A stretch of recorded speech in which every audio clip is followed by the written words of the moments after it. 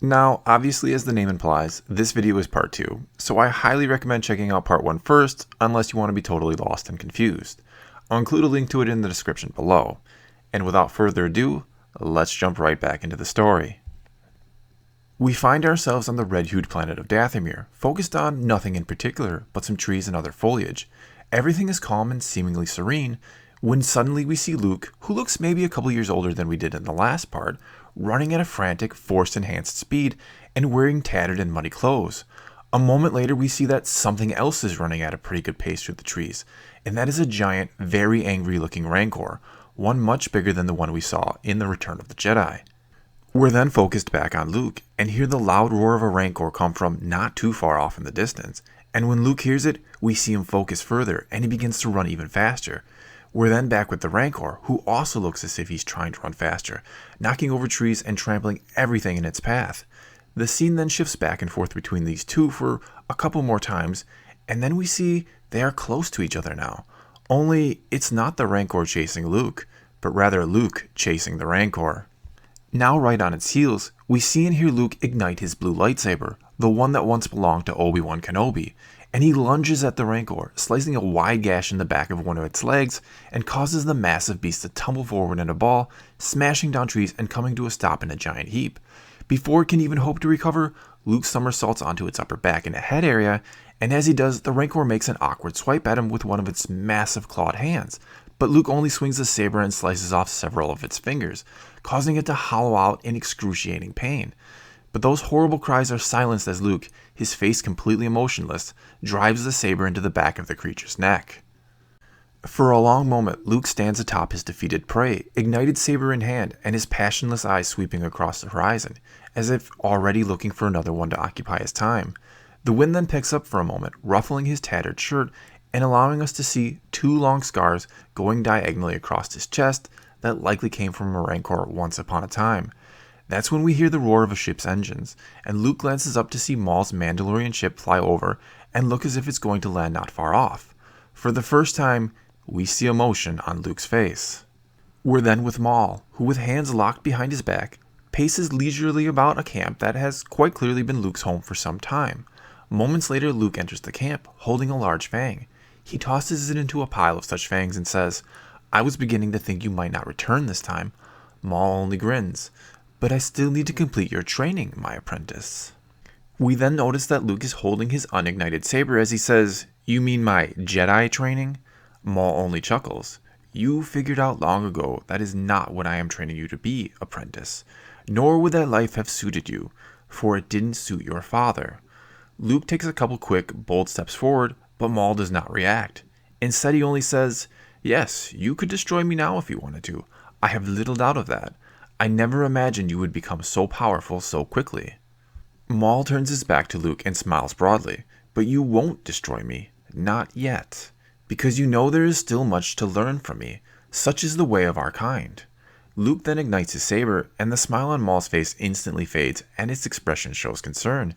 "There's a problem with that," Luke says coldly. "I don't think you're ever going to share these secrets with me, so why shouldn't I just kill you, take your ship, and finally leave this wretched planet?" Maul suddenly looks angry. "Wretched planet?" he says to himself, snarling. He whirls around and ignites his red saber, which causes a look of surprise on Luke's face. "What's that? Where's your saber?" Luke asks. "No more lies and deceptions," Maul then says. "This is what led to the downfall of the Sith. You and I shall be something different." Luke remains silent, yet we can tell he's curious and wants to hear more. "Give me your saber, apprentice," Maul then says, extending his hand. Luke hesitates, but eventually deactivates his saber and hands it over to Maul, who immediately slices it in half with his red saber and lets the two pieces just fall to the ground. Luke looks absolutely outraged, but before he can do or say anything, Maul quickly says, "Killing a Rancor was once a rite of passage of my kind, the Knight brothers." Maul glances at the pile of Rancor teeth and gives a slight nod and smile. "From this moment on, you are no longer my apprentice, but instead my brother." Luke bends over and retrieves the two pieces of Obi-Wan's saber, looking both angry but intrigued. Maul finally deactivates his saber and says, "Now, my brother, I shall show you how to construct your own saber, one to match the color of our kind's homeworld." We're then on Dagobah, in the middle of the swamp, and Leia sits cross-legged in a muddy clearing, eyes closed and concentrating deeply. She is surrounded by a ring of various sized stones that float a few feet off the ground. We then see that Yoda walks slowly around the circle of stones and pauses briefly to poke at one still on the ground with his cane. And a moment later, it too begins to float as he says, "Yes, yes, all around you the Force is. Connect everything it does. Feel that connection. See through it, you can." Leia then says, her focus wavering ever so slightly as she speaks, "I see him again, Master, my brother. His power grows." She shakes her head and her focus begins to waver further. I don't understand," she continues as she lets the stones drop to the ground and opens her eyes. Her tone is not frustrated as much as it is just curious. Maul trains him how to fight, to be a warrior, and yet all I seem to do is practice moving rocks and try to find some type of inner peace. How am I ever going to save him if I can't defeat Maul? Yoda sighs and lowers his head. "Be able to save him? You may not." Leia then snaps back, "Am I supposed to kill him? Kill my brother?" Yoda looks up and replies, "No longer your brother, is he? A brother of Maul's, he is now." Leia jumps to her feet and now starts to show some real frustration. "Well, how do I defeat them both? I don't even have a lightsaber, much less have been trained with one." "Change that, we will," Yoda says with a slight nod. Leia then asks, already seemingly calm again, "I don't understand why you can't help me fight them. My father said you were the most powerful Jedi ever." Yoda laughs at that, but his laugh quickly becomes a fit of coughing. Finally he is able to say, "Judged on their power, Jedi are not," before he begins yet another fit of coughing. Leia then shuts her eyes and looks afraid to ask, but finally does anyway. "Master Yoda, what's wrong? Your health? I've seen it decline quicker and quicker as of late." Yoda nods and says, "Being consumed by the dark side I am." Leia is stunned and afraid to hear that, and crouches down in front of him and asks, "I don't understand. How?" Yoda takes a moment to settle himself down in the mud and sets his cane aside. "Many things I must tell you now. Some difficult to hear they will be. Gone soon I will be. One with the Force I will become." Leia shakes her head and looks like she's about to say something, but Yoda goes on to explain, "To leave this place I was never meant to. Hidden here I am from the Sith Lord who knows I still live." Leia looks more and more curious, but says nothing and lets Yoda go on. "Exists on this planet a place of darkness does. In it I went, and allowed it to consume me I did. So seen by the Sith I would not be when I went to find you. Lead them to you I could not." Leia then blurts out, "So this is all my fault then?" Yoda quickly then says back, No, with me the fault lies. Blind was I in the Jedi during the Clone Wars. Become something else we had. Servants of the will of the Force we were no longer. Betrayed by one of our own we were. But in hope in him, I must still have." Leia then asks as Yoda falls silent, "I don't understand. Who betrayed the Jedi?"